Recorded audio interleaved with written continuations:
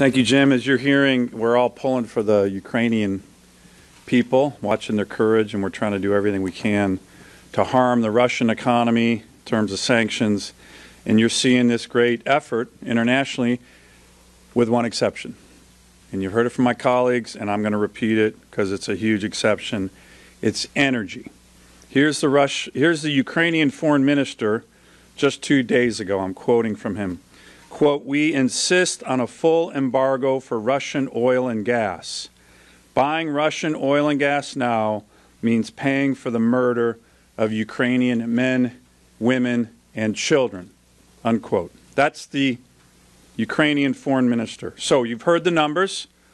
We buy almost 700,000 barrels a day, the United States, of Russian oil. By the way, that's a 35% increase a year ago. So year one in the Biden administration, that number has skyrocketed. And then you've also heard the policies, and we've all talked about them. At the same time, we're increasing the amount of Russian oil we import. This administration, from day one, has sought to shut down the production of American oil and gas. I see it all the time in the great state of Alaska. The numbers again, 700,000 barrels a day for a year, that's $17 billion that we are putting into Putin's war chest. The United States. This is national security suicide. We all know it. Everybody recognizes it. You know, last night the president had an opportunity to say he was going to correct this. 22 of my colleagues, we sent him a letter, similar that was sent today by Senator Barrasso and the E&R committee, laying out 12 different actions the president could take right now on energy.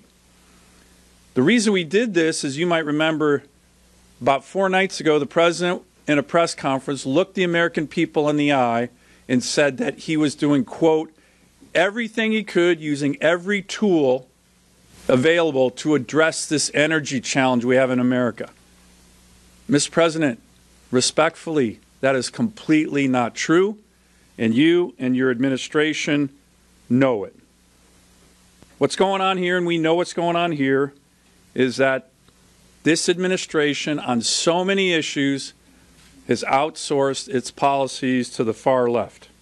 And right now, on a critical issue of national security that everybody from the foreign minister to the average American recognizes is undermining our interests, but the interests of the world, they're holding fast. Importing more Russian oil and undermining the production of American oil and gas. I've raised this, as so many around this podium have, with senior leaders in this administration. Clearly there's a split.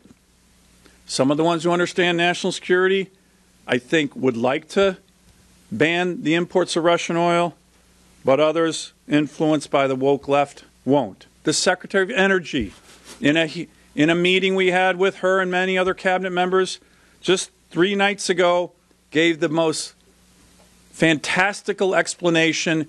She looked at all of us and said, well, we have to get off oil and gas too in the long term and go to renewables. Fantasy. Fantasy. But I think the dam is breaking, whether it's the Ukrainians or others. Senator Manchin's introducing a bill later today, I believe, to ban the imports of Russian oil to the United States. I know a number of us are going to join that, but this is a hole that the entire international community knows that we need to plug, and this president needs to do it. To your point, having the imports of oil come in overnight as a magic, simplistic solution is more complicated than it sounds because of the refining capacity and the different qualities of crude. But as you saw when we did that with Venezuela, when we did that with other countries, our private sector has the capability to adapt rather quickly on addressing these issues. Here's the big topic, because when you raise this issue of energy and imports, you get those kind of answers, and you get the answers of, well, what we really need to do, as I mentioned, the Secretary of Energy said this just the other day, what we really need to do is just move to renewables and get off hydrocarbons. That was literally her answer to a bunch of senators 4 nights ago. We need to think a little bit longer term. This is a challenge. We are in a new era of authoritarian aggression with Russia dictators and with Chinese and with the Russian dictator Putin and Xi Jinping. And we need to be thinking about this in 2, 3, 4 year, decade-long increments. And when you think about it from that perspective, we do have the time and capability to enable the refining capacity to take care of some of the challenges that you just mentioned. It's not going to happen overnight, but it's also not an excuse not to take action now. And what they're doing is they're using that as the excuse. But if you ban it now, what are you saying to these refineries? Are you going to provide exemptions? Are you going to provide a phase-in? Like, how do you protect these U.S. refineries from not being able to run? They don't have access. Well, look, I don't think every U.S. refinery is completely addicted to the 650,000 barrels of oil coming in from Russia. They have been through this kind of situation before. They can make contingency plans.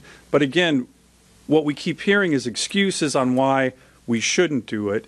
And what we're saying is if we start that process today, the president could do this tonight. You move into the situation and where you can start to refine this over time, and it's something we need to get on right now.